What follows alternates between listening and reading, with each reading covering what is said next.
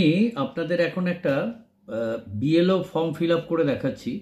দেখুন, এই যে ফর্মটা, এই ফর্মটা আমাকে ভারতের নির্বাচন কমিশনের তরফ থেকে বাড়িতে এসে দিয়ে গেছে। এই ফর্মটাতে নির্বাচকের নাম হিসাবে আমার নাম এখানে দেয়া আছে, আমার এপিক নাম্বার, আমার ঠিকানা দেয়া আছে। সুতরাং আপনি আপনার কোনো ডেটা এখানে দেবেন না। যা করবেন সমস্তটাই বাকি যেখানে আছে সেইগুলো আমি আপনাদের দেখাচ্ছি। দেখুন, এখানে চারটে অংশ করা আছে, একটা, দুটো, তিনটে, চারটে। একদম ওপরের বাঁদিকের এই যে অংশটা, যেখানে জন্ম তারিখ, আধার নাম্বার, মোবাইল নাম্বার, এই যে অংশটা আমি যেখানে দেখাচ্ছি আপনাদের, এই অংশটি 2025 সালের তথ্য দিয়ে পূরণ করতে হবে। এই অংশটা, অর্থাৎ এই যে অংশটা আমি এখানে দেখাচ্ছি, দেখুন একদম ওপরে এখানে জন্ম তারিখ দেবেন, আপনার নিজের জন্ম তারিখ। সেটা প্রথমে জন্মের তারিখ, তারপরে মাস এবং তারপরে সাল, ইংরেজিতে লিখবেন এইভাবে। এরপরে আপনি আপনার আধার নাম্বার, এটা ঐচ্ছিক, মানে আপনি দিতেও পারেন, নাও দিতে পারেন। আমি সম্পূর্ণটা লিখিনি, কয়েকটা ডিজিট লিখেছি, দেখুন এইখানে। এরপরে আমার যে মোবাইল নাম্বার, সেই মোবাইল নাম্বারটা আমি এখানে দিয়েছি। এরপরে আমি যেটা দেবো, দেখুন এখানে লেখা আছে পিতার বা অভিভাবকের নাম।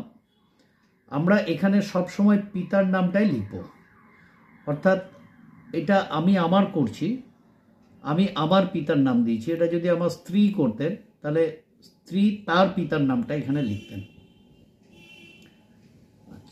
এরপরে 2025 সালে পিতার বা অভিভাবকের এপিক নাম্বার যদি থাকে, আমার বাবা এই মুহূর্তে মৃত, 2004 সালে উনি মারা গেছেন, সুতরাং ওনার কাছে 2025 সালের আর কোনো এপিক নাম্বার নেই।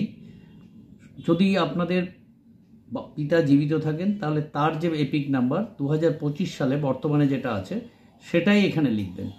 যদি না থাকে, লেখার দরকার নেই।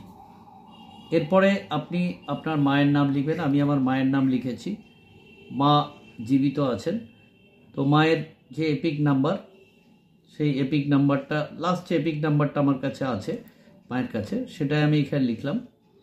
এরপরে দেখুন লেখা আছে স্বামী বা স্ত্রীর নাম যদি থাকে, অর্থাৎ যিনি বিবাহিত বা বিবাহিতা, যিনি বিবাহিত তিনি তার স্ত্রীর নাম লিখবেন, যিনি বিবাহিতা তিনি তার স্বামীর নাম লিখবেন।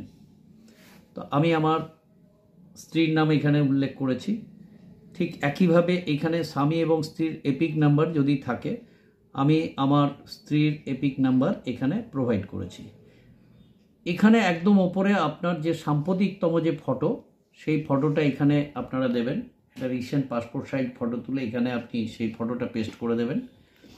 এর পরের যে দুটো পার্ট আছে, দেখুন এখানে লেখা আছে সর্বশেষ এসআইআরে নির্বাচক তালিকায় থাকা নির্বাচকের বিবরণ, অর্থাৎ 2002 সালে যাদের ভোটার লিস্টে নাম আছে তারা এই অংশটি ফিল আপ করবেন।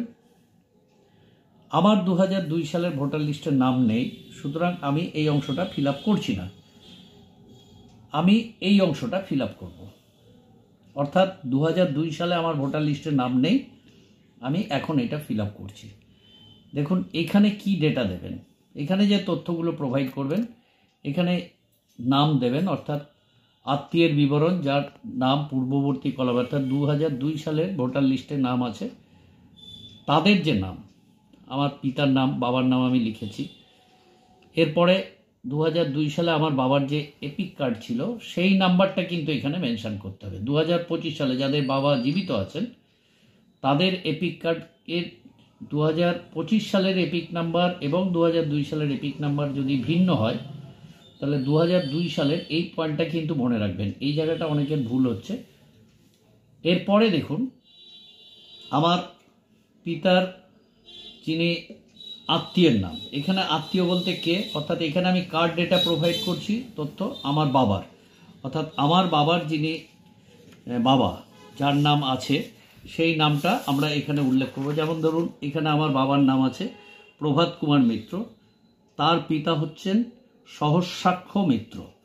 তো আমি এখানে দেখুন প্রভাত কুমার মিত্রের আত্মীয়ের নাম হিসাবে আমি লিখেছি সহস্রাক্ষ মিত্র। প্রভাত কুমার মিত্র অর্থাৎ আমার বাবা, তার বাবা সহস্রাক্ষ মিত্র, আমি আমার বাবার তথ্য এখানে পরিবেশন করছি।